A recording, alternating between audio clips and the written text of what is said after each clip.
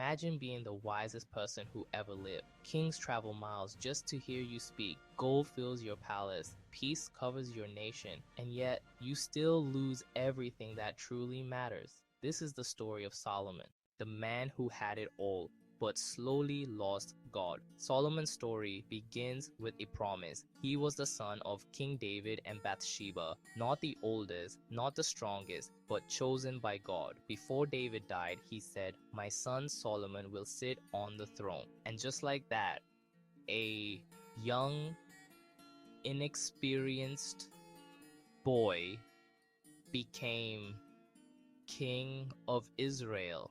Imagine the pressure.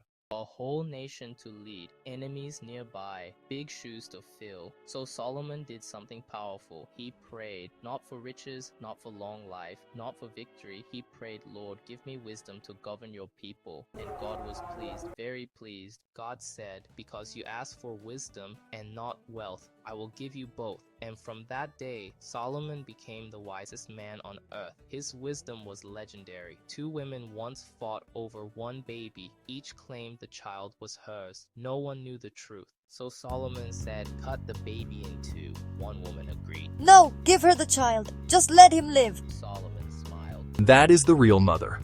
The whole nation was amazed. His wisdom wasn't normal, it was God-given. And then came the golden years. Israel entered its greatest time ever. Peace everywhere. No wars, no famine, only prosperity. Solomon built the most beautiful temple the world had ever seen. God's house in Jerusalem. Gold covered the walls. Precious stones sparkled.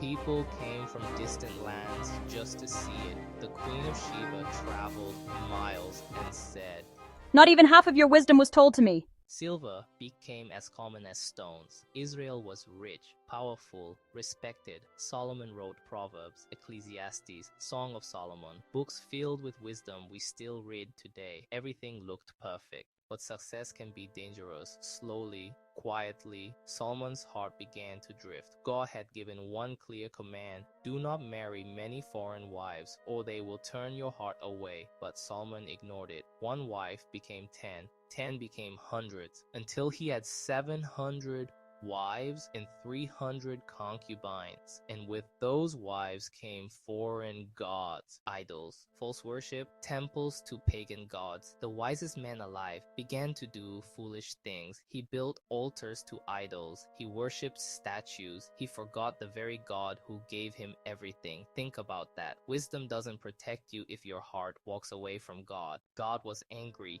He warned Solomon, but Solomon didn't fully return. So God said, "The kingdom will be torn from your son." Enemies rose. Peace disappeared. After Solomon died, Israel split into two kingdoms. The glorious empire he built crumbled, all because of a divided heart. So what do we learn? Solomon teaches us something powerful. Wisdom alone isn't enough. Success isn't enough. Money isn't enough. Without obedience to God, everything falls apart. You can start well and still finish badly, but you can also choose differently. Stay faithful, stay humble, stay close to God, because the greatest wisdom is to sao say eu você exletia eu iwai eu sei em pau sem esque eu vai quem se quem e